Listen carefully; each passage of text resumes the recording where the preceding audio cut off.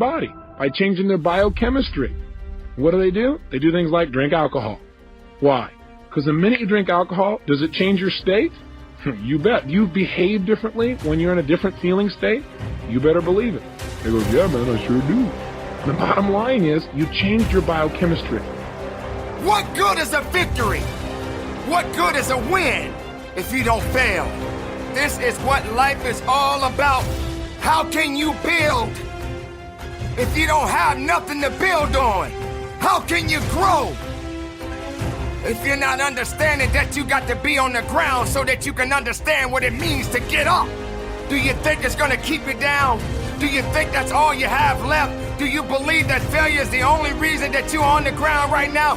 Failure is doing exactly what it's supposed to do. Now what are you gonna do about yourself? What are you gonna do to rise up above the occasion? What are you gonna do to find the source and the reason and the purpose within yourself to get what it is necessary for you to go further than you've ever gone in your life?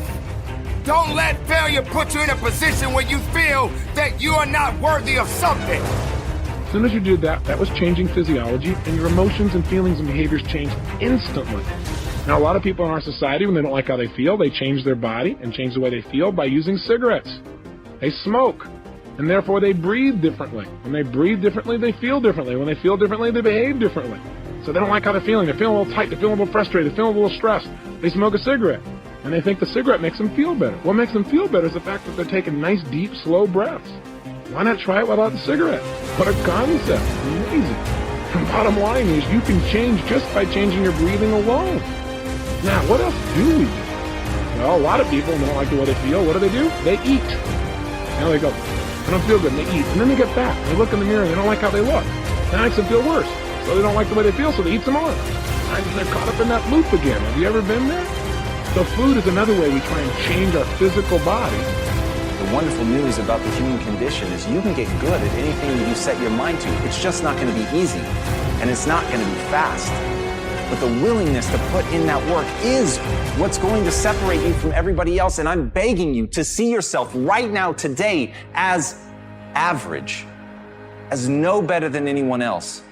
But I beg you, with more force than I know how to convey with this language, to see yourself as malleable, to see yourself as capable of becoming anything you want to become truly extraordinary, if you can find within yourself the discipline to stick with it long enough. Being capable, having what you need to make you a worthwhile person, that you're more than able, and that you deserve to be listened to, or you deserve to have that dream and that passion, or whatever it is that you see and envision there. You've got to see it in your mind's eye and know that you've got what it takes. So deciding as you look at your life, as you look into the future and say, what fears am I holding on to? What fears that I'm allowing to imprison me, that's keeping me from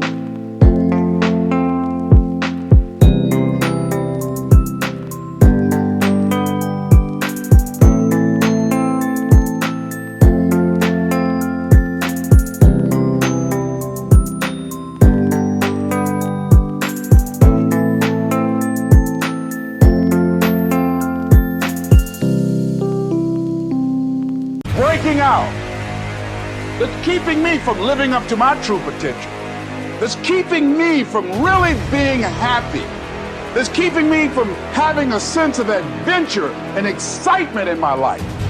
What's keeping me from controlling my destiny? What fears that I'm giving that permission to? Notice what I said, that we must give our permission to fear to immobilize us. And as Steve Martin said, perseverance is a great substitute for talent. Everybody wants to talk about who's talented. Everybody looks at the person with innate talent as if they have something magical. But to me, it's a gift, it's a handout, it's a freebie. It hasn't been earned. And no matter what it is, it's only the beginning. Even somebody that has talent, even if you get an early win, if you let somebody outwork you, if you let somebody who has more perseverance, more grit than you, then they are going to outperform you on a long enough timeline. The only thing I can guarantee is you will be outworked by somebody unless you pour your heart and soul into getting great. If you don't take days off, if you put yourself into it as if your life depended on it, when you act like that, then you've got a chance to be great. And as Robert Horry said, pressure can bust pipes, but it can also make diamonds. Because whatever discomfort you experience, whatever challenges or difficulty that it is, you got to handle it. Got to go up in there and wrestle with it. Will it be easy? No.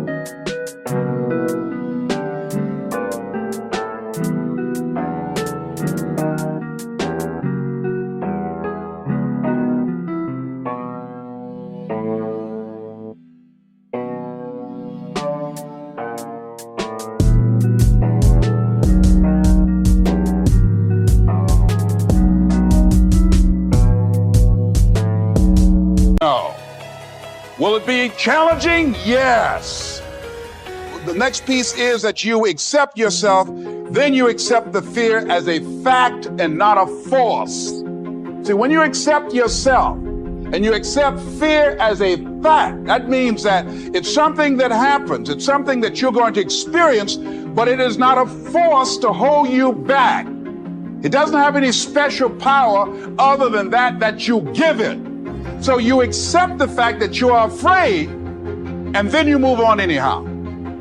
You move on past it, and you do whatever you've got to do. See, when you are not filling your life with the things that you are capable of doing, see, we all have some stuff that we've been given.